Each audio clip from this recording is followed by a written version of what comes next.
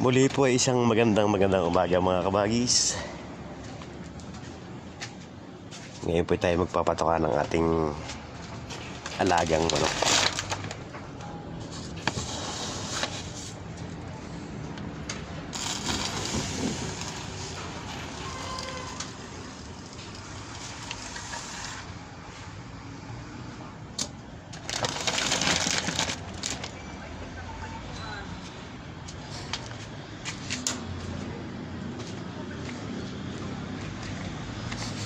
Ang patoka po natin ay laying mass.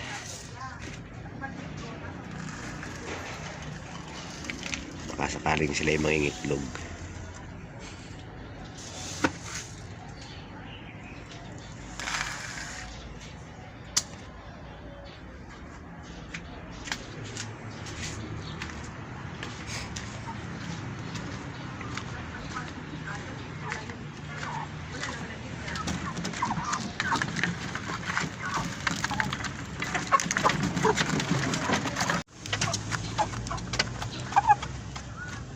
Ayan mga kabagis, yan po yung ating titestingin kung mangingitlog sila.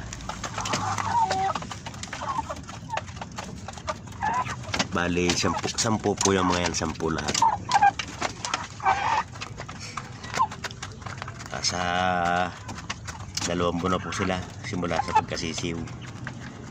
Kaya pinakain na natin ang laying mass para kung sila iitlog malalaman natin. Halos ano na po mga kabagis ang bigat nila, 4 na kilo ng kada isa. 10 piraso lang po naman yan, titestingin nga lang natin.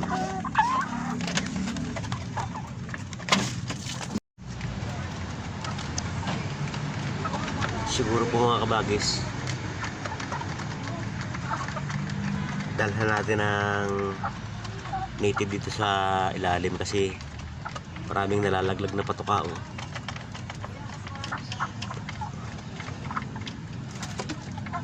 Kapo tayo walang pasok, lalagyan natin dyan ang manok sa ilalim, manok na native para tagapulot nung nahuhulog na patoka. Sayang po kasi mahal yung patoka, tapos hindi naman maiwasan na natatapon lang.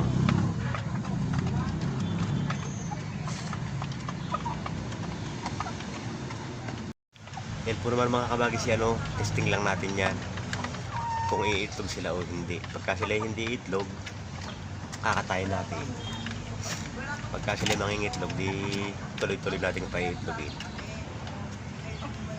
Tuwing umaga po bago tayo pumasok sa trabaho, pinakakain natin sila, tapos sa tanghali si Minis na ang nagpapakain, tapos sa hapon ako ulit magpapakain, kaya hindi sila magugutom.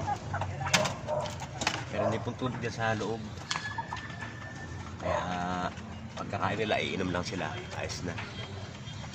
Hindi po natin maayos ng mabuti yung kulungan kasi wala tayong panahon, may trabaho tayo